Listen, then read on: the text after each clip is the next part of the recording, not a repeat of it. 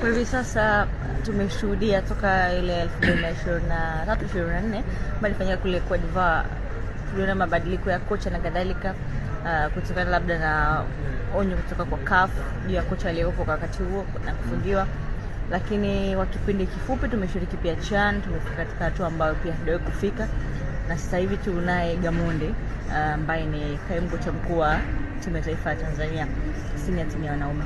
Nini ambacho unaweza kuzungumza? Matarajio yasizidi kipimo, kwa sababu zipo kauli nyingi kwamba huenda tungeamini wazawa na nini na nini. Mambo mengi yanatokana na hisi mwenyewe katibu unasikia. Na kimsingi kitu ambacho ni kikubwa na lazima ifike wakati wote tukubali kutokukubaliana, kwa sababu kila ambaye yuko hapo nje ana mtazamo wa kwake, ana mawazo ya kwake. Kwa kitu ambacho ni cha muhimu ni kuheshimu fikra ambazo kila mmoja yuko nazo. Lakini linapokuja swala la development ya mpira wa miguu, it's a long term process, yani ni mchakato wa muda mrefu.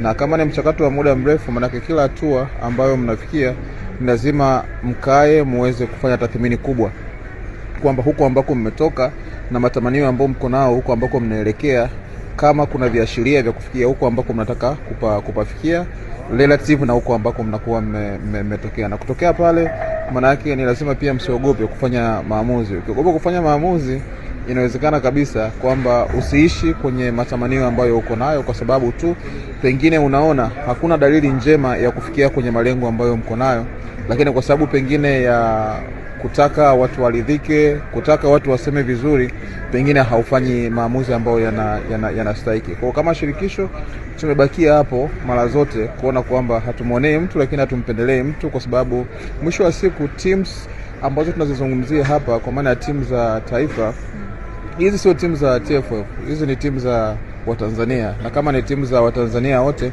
maanake jukumu ambalo tuko nalo sisi ni kusimamia kwenye hilo eneo, kuona kwamba nchi inaishi kwenye matarajio ambao wako nayo kwenye timu ambazo sisi tunazisimamia. Na kwa hivyo niseme kwamba tuko na mwalimu ambaye tuko naye, sio kwa bahati mbaya.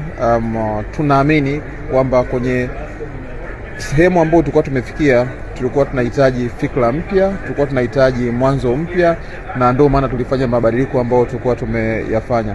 Tunawashukuru na kuwapongeza sana walimu ambao walikuwa kabla ya mwalimu ambaye tuko nayo. Kwa sehemu ya kwao wamefanya kazi kubwa, na kwa hivyo kwa sasa hata kama tutafanya kikao kirefu namna gani, kitu ambacho kikubwa sisi sote ni kuhakikisha kwamba timu zetu zinafanya vizuri, na haziwezi zikafanya vizuri kwa mawazo na fikra za mtu mmoja. Ni lazima wote tuje na mawazo ambayo mwisho wa siku tunaweza kuyasimamia na kuona kwamba tunafikia kwenye malengo ambayo tuko nayo.